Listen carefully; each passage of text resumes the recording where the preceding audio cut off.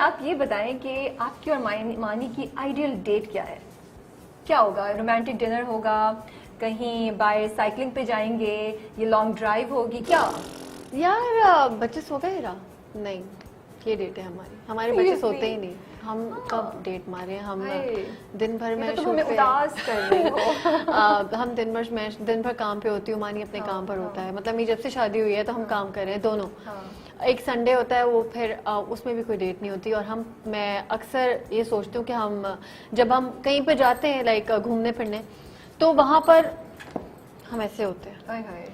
तो अब मैंने क्या आइडिया निकाला है कुछ 6 महीने से कि मैं कहती हूँ पूल एक ऐसी जगह है जहाँ फोन नहीं यूज कर सकते आप। तो मैं सारे बच्चों मियाँ को लेके पूल में गिर जाती हूँ और हम पूल में हम कोई 6-7 घंटे हम स्विमिंग करते हैं, हम एक साथ टाइम स्पेंड करते हैं और बस यही हमारी डेट है राबिया। तुम मेरे बच्चों की बेबी सिट कर लो तो मैं जरूर डेट पे।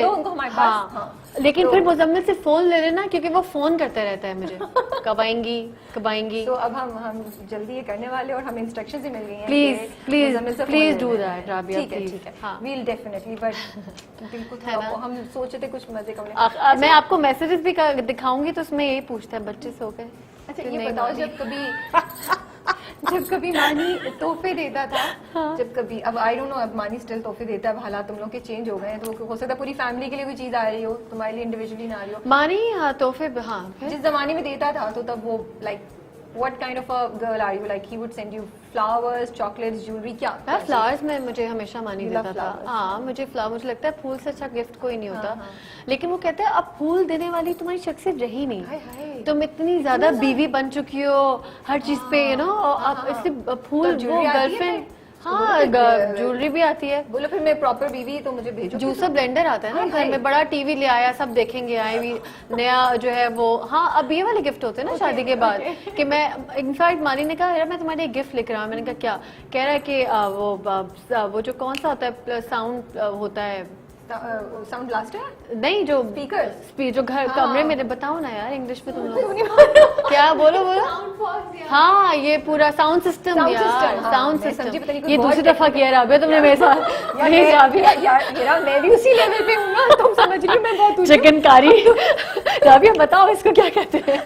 मैं वैसे बहुत स्ट्रेस में कि मैं मेरा मानी को इंटरव्यू कर रही हूँ। साउंड सिस्टम लाके देते हैं। मैं ये मेरा गिफ्ट है मानी, क्योंकि मेरा एक प्रॉब्लम है, फोन में बहुत तोड़ देती हूँ। यहाँ पे दिखा सकते हैं इस फोन को, मेरे पास सिर्फ 2 महीने हुए हैं और इसकी स्क्रीन सब टूट चुकी है यहाँ से। और मैं फोन बहुत तोड़ती हूँ और मैं चीजें बहुत घुमाती हूँ। तो बेसिकली मानी कहता है कि मैं तुम्हें यही चीजें लाके दूँ जिसका सब ख्याल रखें। अच्छा, तो आज करिए। तो जब मानी नाराज हो जाता है, कभी जब बड़ी फाइट हुई है, तो फिर मानी को कैसे मनाती हो? कभी गाना गा के मनाए?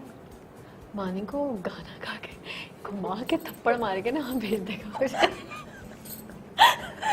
यार सीरियसली यार, तुम तो हमारे ख्वाबों को और हमारे प्लान्स को ठक ठक ठक। नहीं यार, ये हम सोचे जी आप इकरा और यासिर को बुलाती ना इन सवालों पे।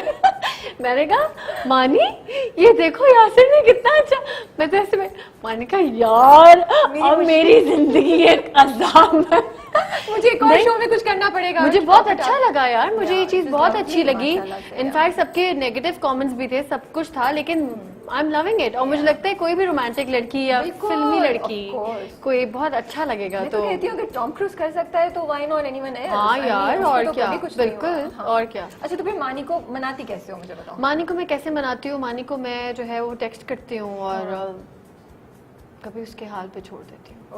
खुद मान जाएगा। हाँ, कभी वो नहीं हुआ कि खाना बना लिया, कभी गिफ्ट ले लिया, देखो कभी गाना उसको कि पुलाव बनाती हूँ उसको। हाँ, मेरे हाथ का पुलाव मुजम्मिल, मानी और इब्राहिम तीनों को बड़ा पसंद है। तो पुलाव बनाती हूँ तो उसका मतलब है कि घर में कुकिंग हो रही है तो सब ठीक है। एक्चुअली मानी का प्रॉब्लम ये है कि जब मैं चुप हो जाती हूँ ना, या मानी चुप हो जाता है, अगर मैं तुमसे नाराज हूँ ना तो तुम अगर चुप हो गई तो मुझे होगा यार ये चुप अब बात नहीं करी। मुझसे बात ना करे ना जब कोई, तब मसला सेट पे भी, एनवायरमेंट में भी, फ्रेंड्स में भी, मैं सेट, तो मैं कहती हूँ मेकअप आर्टिस्ट का असिस्टेंट भी चुप है ना तो मैं बोलती हूँ तुम ठीक हो सके, घर में सब ठीक है? कहते हैं हाँ रवाजी क्या हो गया। मुझे लगता है कि बात करनी चाहिए आपको, तो फिर बात करने के लिए हम कोई नई बात निकाल लेते हैं। मनाना क्या है कि मानी वो जो शर्ट थी तुम्हारी वो लाओ मैं प्रेस कर दूं, या वो तुम जो वहाँ गए थे। That's a very intelligent way of you know coming back without giving in too much. ये टिप जरूर खवातीन देखें हिरा से, ये बड़ी अच्छी टिप। कोई नई बात उसी के बारे में जो चल रहा है।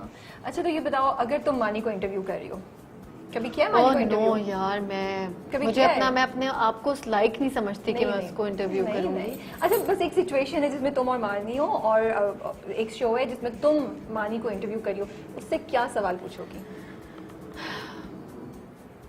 उससे मैं ये सवाल पूछूंगी कि आपको अपनी बीवी से इतना प्यार है कि आपका जो स्टांस था इंडस्ट्री में, हाँ। जो हर किसी के बारे में जो है वो उसकी असलियत बताता था, तो वो आपने छोड़ दिया क्योंकि आपकी बीवी का करियर चल रहा था साथ साथ, वो इफेक्ट ना हो। तो इतना प्यार कोई किसी से कैसे कर सकता है? ये मेरे दिल से सवाल है। क्योंकि मानी का जो स्टांस था शुरू से, आपको पता है कि तो मेरे साथ बड़े इंसिडेंट हुए हैं इसके बाद ना। मैं मानी के साथ हम दो बार शो करती थी, तो शो पे मानी ने इमरान अब्बास को आई गेस किसी बात पे कुछ बोला था, जो मानी, एक होता है सब पोस्ट डिफरेंट डिफरेंट होते हैं, तो मानी का शुरू से स्टाइल ऐसा था, मानी अज़म में, मानी सेज में। तो इमरान अब्बास ने मेरे साथ प्ले करने के लिए मना कर दिया था। एक प्ले में हम कास्ट हो रहे थे साथ, तो उन्होंने कहा कि उससे पहले नहीं, उसके बाद का मैं हिरा के साथ काम नहीं करूंगा। हाँ, फिर मेरे साथ ये नवीन वकार ने भी किया था, और मैं हाँ कोई बात नहीं, चला सकते हैं लेकिन कोई बात नहीं। तो फिर मानी बैकफुट पे आ गया कि उसने कहा अगर मेरी बीवी से इस चीज से लोग बदला लेंगे तो I think I should stop this.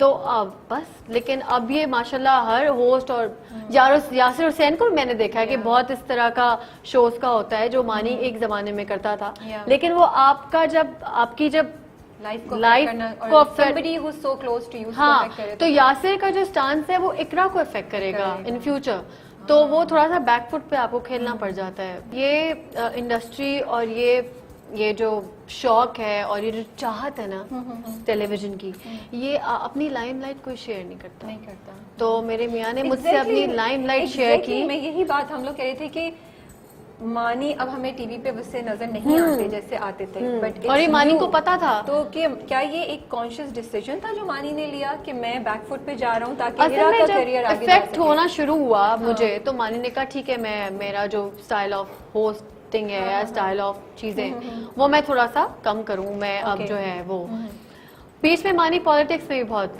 पड़ गया था, तो इस वजह से भी मानी का फिर थोड़ा इंटरेस्ट लूज होना शुरू हो गया क्योंकि उसको उस तरह का काम नहीं करा था, कर नहीं रहा था, लोग कर नहीं रहे थे क्योंकि चैनल आपको पता है ना, रेटिंग्स के चक्कर के यार इस तरह से रेटिंग आती है, नाचने से रेटिंग, अब उसका स्टांस ही कुछ और है शुरू से, एवरीवन नोज इट।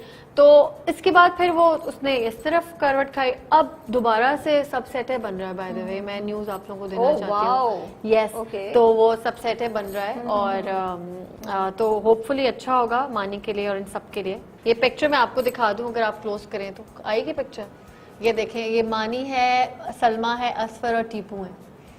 वाओ, तो ये आने वाला है, खुशी हो रही ना, आपने फॉलो किया होगा। That's so interesting. We're really looking forward to it.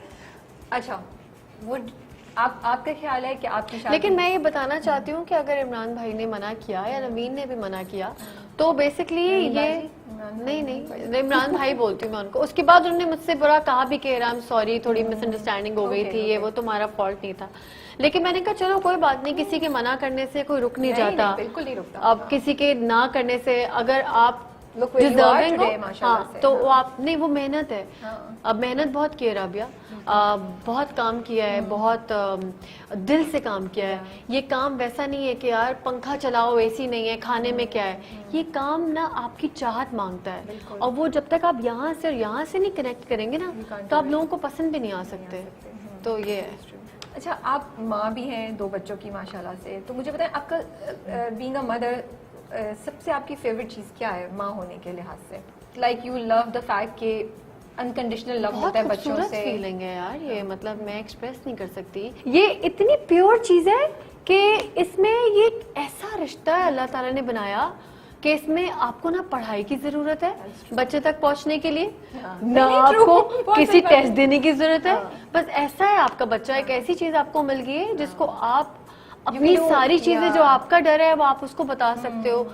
वो कोई आपने ऐसी बात की, मैं वाकई है ना कि कोई कुछ एक बहुत बड़ी नेमत, एक बहुत बड़ी दौलत आपको मिल जाती है विदाउट, मतलब एक ऐसा कनेक्शन है जो बगैर किसी और के आप क्रिएट कर सकते हैं, क्योंकि निकाह के लिए भी आपको किसी पेपर्स पे साइन करना पड़ता है ना, या किसी भी रिलेशनशिप के लिए आपको हाँ हाँ बिल्कुल। लेकिन ये तो ऐसा है कि बस ये करना है, ये नहीं करना है, वो नहीं करना, एक नेचुरल चप्पल उठा के भी मार दिया, मतलब बच्चे के साथ हाँ हक भी कर लिया। तो ये एक ऐसी चीज है जो ये कभी दूर नहीं हो सकती। So, सबसे मुश्किल या थोड़ी थोड़ी पसंद नहीं है चीज अबाउट बीइंग अ मॉम, वो क्या है? ऐसा कुछ भी नहीं कुछ है, नहीं है। नहीं। बल्कि मैं तो कहती हूँ यार, ओन योर किड्स, अपने बच्चों को अपनाएं यार, अपने बच्चों को टाइम दें। पता है दुनिया चलती रहती है, काम भी चलता रहता है,